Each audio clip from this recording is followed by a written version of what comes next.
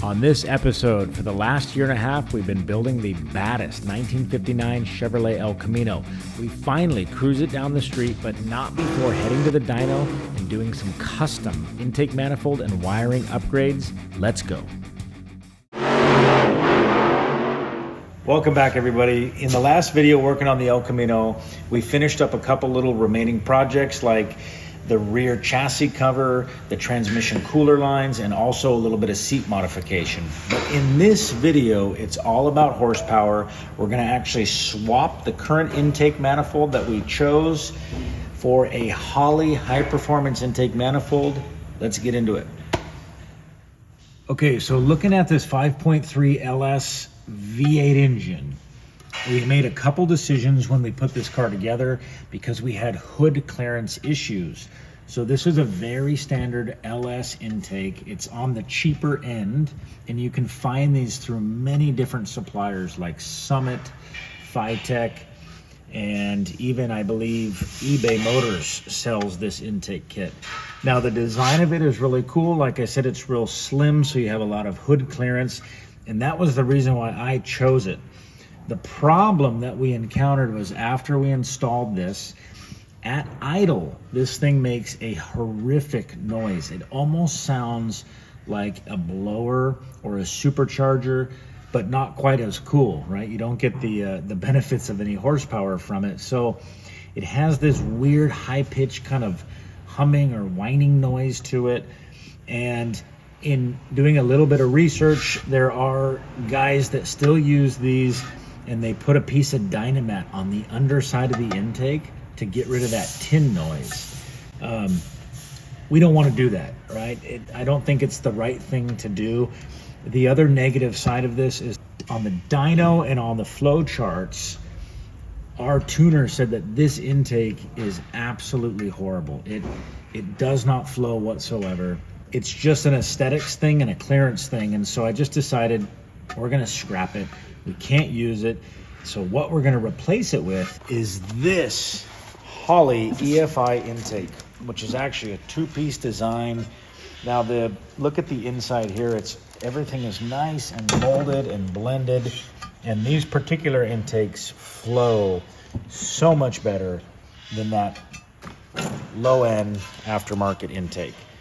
So this is the low-rise manifold. But even though this snout kind of comes up and dips down, I am worried about this area right here with hood clearance. I've taken measurements, but the only real way to know that we're going to clear the underside of the hood is if we pull this intake and set this one in place and mock it up. So we're gonna do that right now. Let's see what our results are.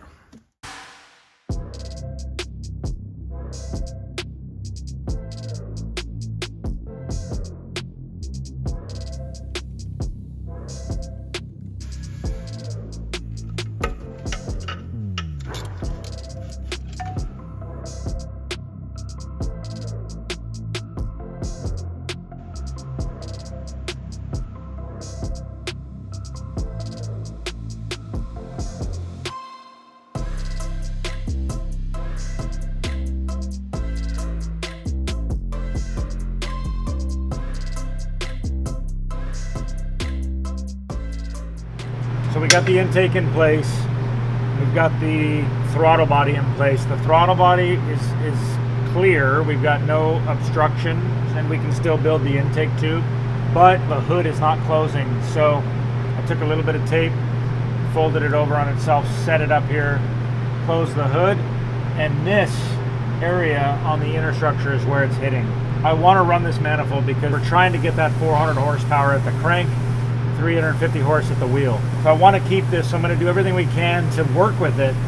One thing I noticed up here, the Holley EFI logo, is the highest point of the manifold.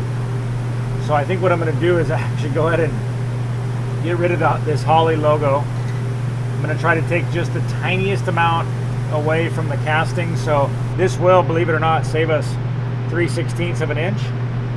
And that's worth it to me to make that modification. The other thing that we're going to do is we're going to have to notch the inner structure of the hood. And I've done this before. I'm not going to say that it's common, but it's needed. So I can literally take the inner structure and we can notch it. It's a little scary to do that, but again, you got to kind of weigh these things and see if it's worth it. And to me, right now in my decision making, it's worth it to notch it. So that's what we're going to do. So that's our game plan. So we're going to get on it right now. We're going to make this thing fit. It's the world of custom car building. Make it fit.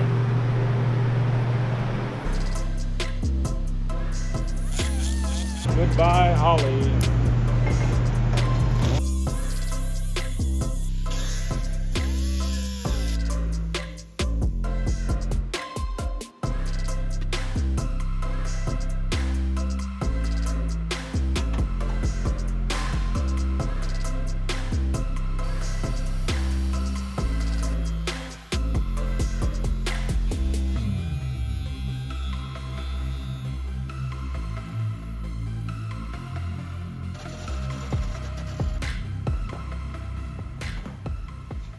Holly gives us the manifold with the little throttle bracket bosses right here.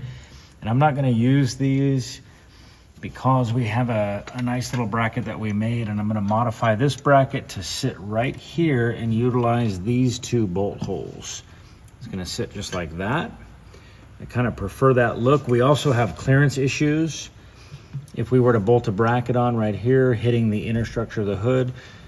So I'm kind of happy about it because we're not going to utilize these. I'm going to shave them, and it's going to give this balanced look on the snout of the intake. So let's go ahead and cut these off, and then we'll get it to Primo powder coating to take care of the textured powder coat.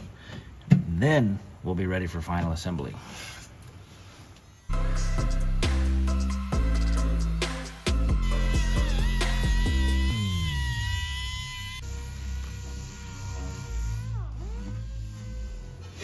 All right, we got it shaved off.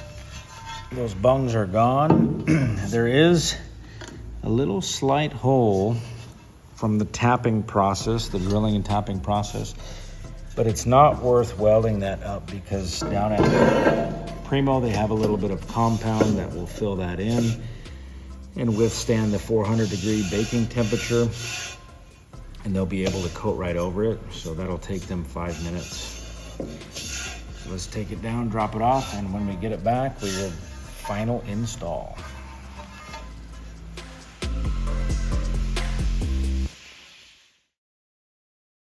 Two days later, I get the intake back from the powder coat shop, and it is a perfect match with the right texture and the right sheen. Now that this is completed, let's move on to cleaning up the wiring. Here is the task at hand. We have all this nasty looking wiring, and this is a universal LS harness from Painless Wiring, but they make them a little bit long. We're just going to shorten it up. The other thing we're doing is we're swapping connectors from the LS3 style injector to a LS6 style injector, and this is a better connector, and it also, I think it visually looks better. It holds better and it looks better. So if you do an LS swap, you can easily put Pico style EV6 injectors in place, and then you can get these nice connectors. The goal here is we get rid of all these multicolored loose wires, and we're going to use some sheathing. I'll do one. I'll probably do this one because it's easier for you guys to see. And then from there, you just copy and repeat. So this one, we're going to trim. I'm going to cut it right here. Of course, the battery is unplugged, our 12-volt battery, so we don't have to worry about any current running through these wires. So we've got a pink wire and a black wire. Our new injector has a red and a black, so black and pink and black are going to go together. That's a 12-volt power and a ground. So I'm going to just use that length and trim. And I actually trimmed all 4 wires, so they're now even. Now these butt connectors, you won't be able to see it on camera, but they have a tiny little line, maybe you can see it, right across here, which is where the connector meets itself after they form this in a little crimper. So if I put my crimp, I'll do a sample. If I put my crimp on that line right here, it actually spreads the butt connector apart. So you have to be careful of that. We want the crimp on the opposite side of that line. So my line is now at the bottom of my crimp tool, which is the cradle, and my crimp coming down is on the opposite side. And as I crimp, you get a nice solid connection and a hard crimp, and that's what you want, because the weakness in any wiring system is not only the thickness of the wire with the load that it can handle, but it's also the crimp. And many people go wrong with the crimp, because if it's a soft, weak crimp, it creates heat, and heat for wiring is no bueno. For some of you, I know this might be helpful, but for others, believe me, I get it. It's incredibly painful to sit here and listen to wiring tips and tricks. So I apologize for it, but if we look at the footage, this is basically fast forwarding through to the end result right here. What you see is the LS fuel injection wiring cleaned up and ready to go. Bam! With the wiring cleaned up and looking sharp, it's all hands on deck to get the El Camino's fluids flushed and replenished so we can head over to the dyno. We got Brandon and Ethan handling business, and we are ready to fire this thing up to make 400 horse at the crank. Let's see what we can do.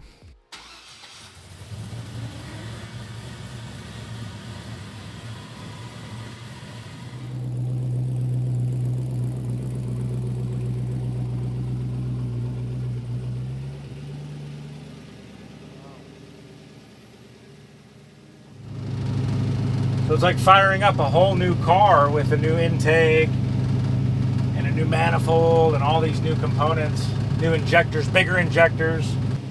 Just when we thought all was well, we had some residual burn off. You're gurgling. It's the underside wrap too. Huh? Yeah. Oh, that's great. That's the exhaust wrap. You can see the smoke coming like right below. Oh yeah, well that's good. That's good. With the clock ticking to make our dyno appointment, we head to Powertrain Dynamics for the final tune.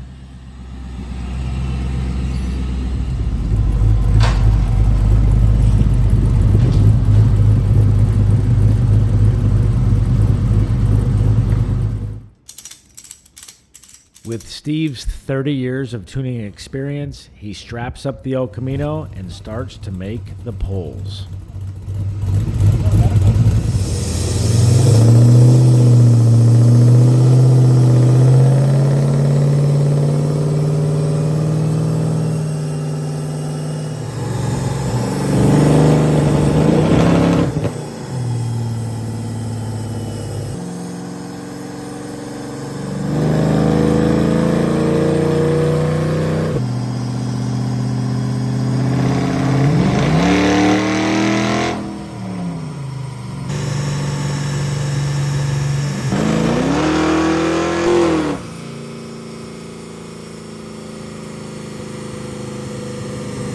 Per usual, in the name of custom car building, we didn't quite hit our 400 crank horse, 350 at the wheels. So it'll be back to the shop to do a little bit more testing and tuning so we can finally run this thing down the drag strip and have a little bit of fun. But we're not going to leave you empty-handed, because we wanted to give you some of the best footage that we think we've ever filmed with the 1959 El Camino cruising down Pacific Coast Highway in beautiful Southern California, Huntington Beach. I hope you all enjoyed. Thanks for watching. We will be back soon with the 400 horsepower dyno pole. Make sure to like and subscribe and stay with us. We'll see you on the next one.